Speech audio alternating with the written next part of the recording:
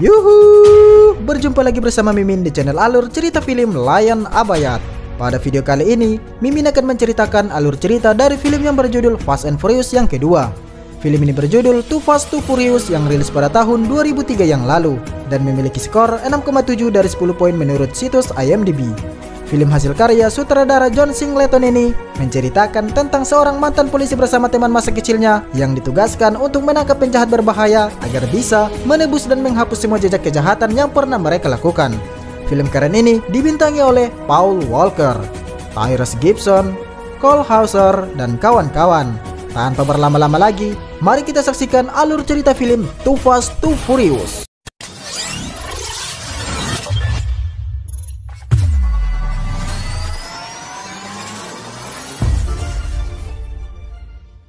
Film dimulai dengan beberapa orang yang sedang memblokir jalan di Miami untuk melakukan perlombaan balap jalanan. Orang yang mengatur perlombaan tersebut bernama Tez Parker. Tez kemudian mendatangi peserta lomba yang bernama Suki, Orange Julius, dan Slapjack. Tez melihat kalau peserta lomba masih 3 orang karena perlombaan biasanya dilakukan oleh 4 peserta. Tez lalu mencarikan seseorang agar peserta lomba balapan pas berjumlah 4 orang. Tez kemudian menelepon temannya. Karena temannya ini butuh uang, ia pun setuju dengan tawaran Tez dan langsung bergegas ke lokasi balapan dengan mobil Nissan Skyline-nya.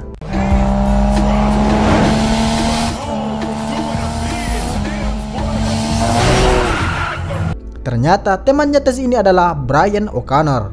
Brian ternyata juga temannya Suki. Brian lalu menyarankan untuk menaikkan taruhan. Julius terlihat tidak setuju. Brian lalu menghampirinya dan berkata kalau tidak sanggup lebih baik mundur dan pulang saja. Julius yang tidak mau dipecundangi pun akhirnya mau menaikkan taruhan. Ketika bersiap-siap balapan, Brian melihat seorang wanita cantik di kejauhan dan sepertinya Brian menyukainya. Setelah semuanya siap, balapan pun dimulai.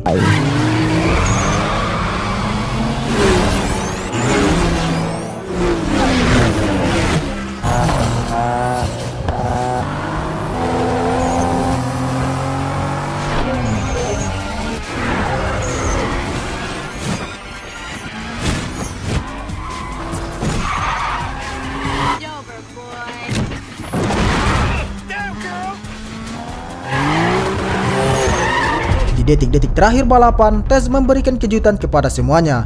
Dia menyuruh Jimmy untuk menaikkan jembatan. Slapjack dan Brian tidak peduli dengan kejutan tersebut dan tetap tancap gas. Brian lalu menekan kedua tombol nosnya dan melaju dengan sangat kencang. Slapjack pun tidak menyangka kalau mobil Brian melompat di atas mobilnya. Mobil Slapjack pun kehilangan kendali dan menabrak spanduk Pepsi. Sementara di tempat Suki, ia dengan beraninya menekan tombol nosnya dan melaju kencang melompati jembatan. Untuk Julius, ia tidak berani melompati jembatan dan memilih berhenti. Akhirnya perlombaan dimenangkan oleh Brian. Brian lalu membagi uang hasil kemenangan dengan Tez. Suki ternyata temannya Tez juga. Tez melihat mobil Suki rusak dan menyarankannya untuk membawa mobil tersebut ke bengkelnya agar segera diperbaiki. Brian kemudian menemui perempuan misterius tadi dan mengajaknya pergi. Namun tiba-tiba pihak kepolisian datang. Brian dan yang lainnya pun segera kabur dari sana. Dalam pelariannya, Agen Markham menembakkan alat pengacau kelistrikan yang disebut ESD yang berbentuk panah ke arah mobil Brian. Mobil Brian pun mengalami kerusakan dan harus terhenti. Akhirnya Brian berhasil ditangkap. Di ruangan interogasi, Brian didatangi Agen Markham dan mantan atasannya Agen Wilkins. Markham lalu menjelaskan kalau ada seorang kartel yang bernama Carter Ferron, kelahiran Argentina namun besarnya di Miami. Carter sekarang punya bisnis ekspor-impor terbesar di Florida. Dengan bisnisnya itu, dia juga memasukkan narkoba ke Miami, namun kesulitan untuk mengeluarkan uangnya. Arkham dan timnya sudah lama menyelidiki kasus Carter, namun belum berhasil mengaitkannya dengan uang tersebut. Arkham juga menjelaskan kalau mereka telah memasukkan agen penyamar ke jaringan Carter, dan saat ini agen tersebut sedang ditugaskan Carter untuk mencari pengemudi baru. Arkham menyuruh Brian melakukan misi tersebut bersama agen Dunn, tetapi Brian sepertinya tidak tertarik dengan misi ini. Agen Wilkins selalu membuat perjanjian dengan Brian. Jika Brian mau melakukan misi tersebut, semua catatan kejahatannya akan dihapuskan. Jadi rencananya adalah Brian dan Agen Dunn akan menjadi pembalap jalanan. Tetapi Brian tidak percaya dengan kemampuan Agen Dunn dan hanya mau menjalankan misi ini apabila dia sendiri yang mencari pengemudinya. Brian dan Wilkins selalu pergi ke Barstow, California menemui rekan Brian yang dia inginkan. Terlihat sedang ada acara perlombaan tabrak-menabrak mobil. Ternyata orang tersebut adalah Roman Pierce, teman masa kecilnya Brian. Brian pun menemui Roman, tetapi Roman terlihat marah kepada Brian. Ternyata dulu sewaktu Brian menjadi polisi, Roman sempat tertangkap polisi karena ulahnya sendiri. Namun Brian tidak bisa menolongnya. Roman pun waktu itu kecewa kepada Brian.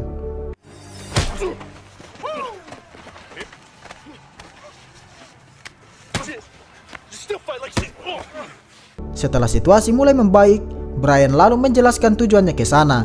Dia ingin mengajak Roman ke Miami melakukan sebuah misi bersamanya.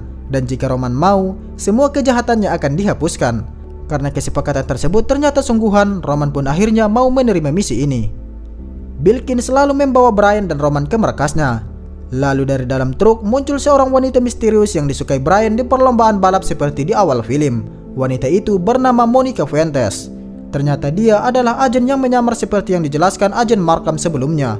Fuentes lalu menjelaskan rencana misi yang akan mereka lakukan, di mana Carter sedang menugaskannya mencari pengemudi. Carter telah mengatur agar Brian dan Roman dapat bergabung dalam seleksi mencari pengemudi terbaik. Fuentes juga telah menyewa beberapa orang agar terlihat tidak mencurigakan. Mereka lalu memperlihatkan mobil yang akan dikendarai oleh Brian dan Roman. Roman mendapatkan mobil Mitsubishi Eclipse Spider warna ungu, sedangkan Brian mendapatkan mobil Mitsubishi Lancer Evolution 7 warna kuning. Fuentes lalu pergi bersama Brian dan Roman menuju kediaman Carter. Di sana ternyata juga sudah ada kandidat lain yang ingin melamar menjadi pengemudi Carter. Fuentes lalu menyuruh Roberto dan Enric mengumpulkan identitas para kandidat calon pengemudi Carter. Roberto dan Enric lalu membawa semua calon pengemudi tersebut ke hadapan Carter. Carter lalu menjelaskan kalau Ferrari merahnya sedang disita di Little Haiti, sekitar 20 mil dari sana. Di dalam laci mobil tersebut ada sebuah paket. Tim pertama yang kembali dengan paket tersebut akan bekerja untuk Carter. Mereka semua pun bergerak.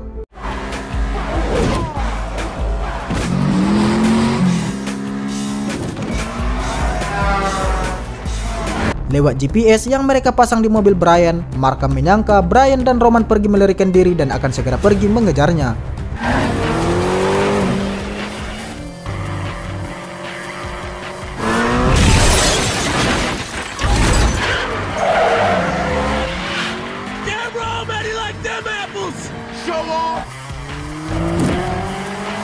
Brian dan Roman pun akhirnya berhasil menemukan mobil Ferrari milik Carter dan segera mengambil paket yang dimaksud. Ketika hendak pergi, Brian dan yang lainnya dikepung Markham dan anak buahnya. Roman lalu menembaki Markham dan segera pergi dari sana.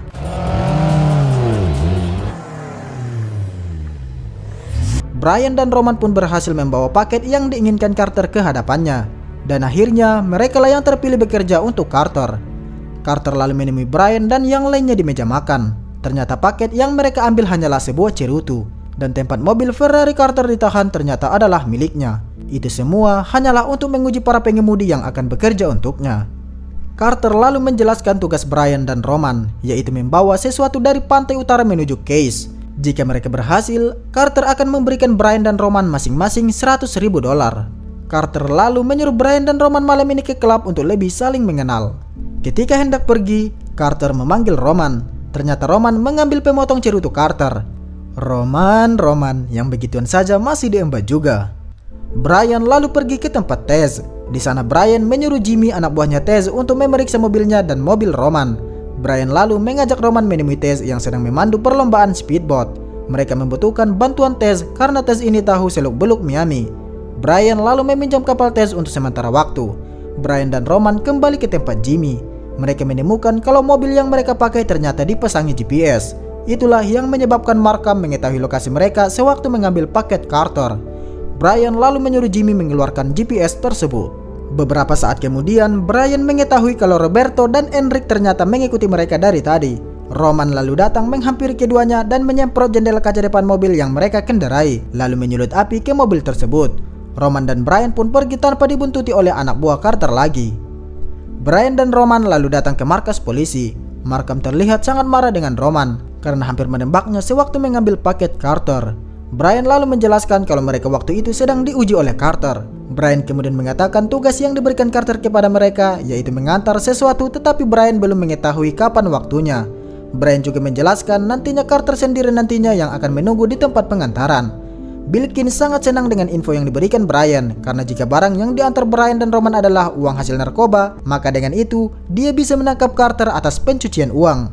Karena Markham selalu hampir saja membongkar penyamaran mereka kepada Carter, Brian pun merencanakan sesuatu bagaimana strategi meloloskan diri nantinya, dan mereka membutuhkan 2 mobil lagi. Malam harinya, Brian meminta bantuan Tess lagi untuk memandu lomba balapan dengan pria yang bernama Fonzie dan Fabio. Untuk lomba pertama, Roman melawan Fonzie. Tess lalu memberitahu aturan balapan. Peserta pertama harus putar balik di ujung jalan, dan peserta kedua bersiap-siap di sana sampai partner masing-masing sampai kembali ke titik awal. Dan langsung balapan untuk putaran kedua. Bagi tim yang kalah harus menyerahkan mobilnya atau dihajar sampai babak belur. Dan perlombaan pun dimulai.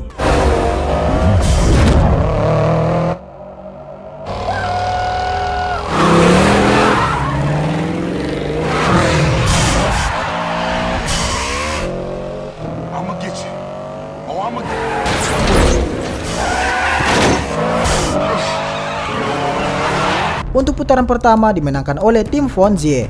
Setelah Roman sampai, Brian pun melanjutkan perjuangan.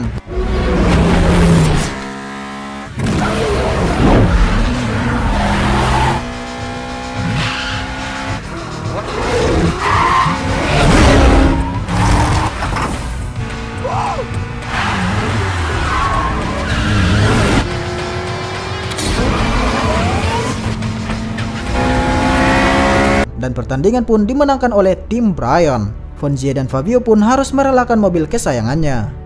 Setelah itu, Brian dan Roman kemudian pergi ke klub sesuai dengan ajakan Carter sebelumnya. Di sana mereka bertemu dengan Fuentes. Ketika sedang berbincang-bincang, pegawai klub menyuruh ketiganya untuk bergabung dengan Carter.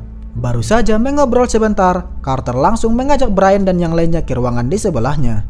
Di sana Carter bertemu dengan detektif Whitworth, seorang polisi Miami. Carter ingin menyuap detektif Whitworth untuk mengamankan pihak kepolisian agar tidak memburu Brian dan Roman sewaktu mengantar uangnya nanti. Tetapi detektif tidak mau. Carter pun akhirnya menyiksa detektif dengan meletakkan tikus yang terperangkap dalam toples di atas perut detektif dan memanaskannya untuk menakuti detektif. Detektif yang ketakutan pun akhirnya mau melakukan apa yang diinginkan Carter. Carter lalu menjelaskan kepada Brian dan Roman kalau 15 menit setelah misi dijalankan, semua polisi di Florida akan mengejar mereka. Carter lalu menyuruh keduanya pergi ke Cafe Star pukul 6 lusa yang akan datang. Brian dan Roman lalu pulang ke tempat Tess untuk istirahat. Pagi harinya, Fuentes datang ke sana menemui Brian. Fuentes mengatakan kalau Carter akan membunuh Brian dan Roman setelah selesai mengantarkan uangnya. Tiba-tiba di luar datang Roberto dan Enric yang sedang mencari Fuentes.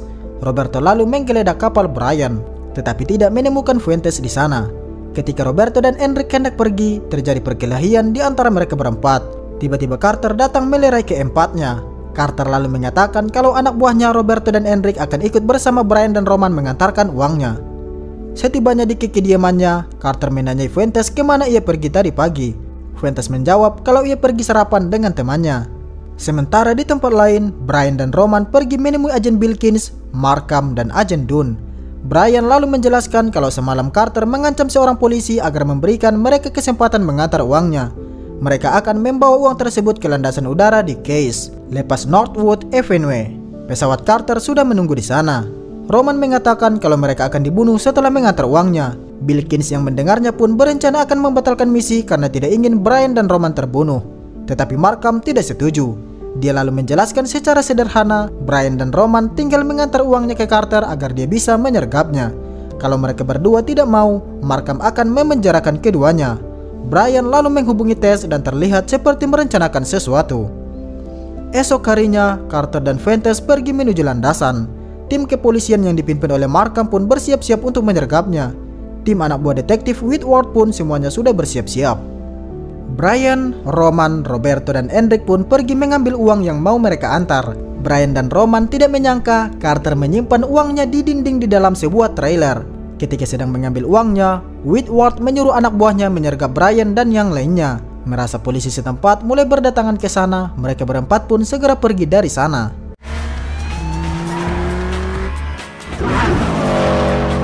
Stay with me, Ro. Stay with me.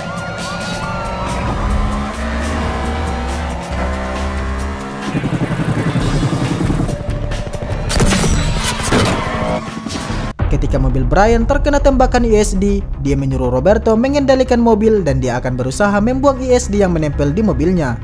Setelah berhasil membuangnya, mereka pun melanjutkan misi. Sementara di landasan udara, tim Markham sudah bersiap-siap untuk menyergap Carter.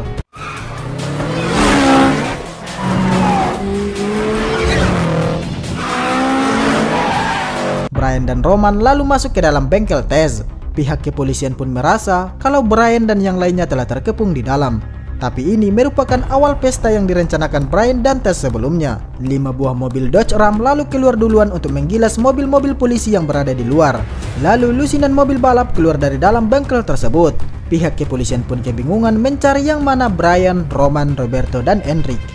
Pihak kepolisian pun mengejar mobil Brian dan Roman yang sedang menuju barat di tepi pantai. Setelah terpojok, mereka pun keluar dari mobilnya.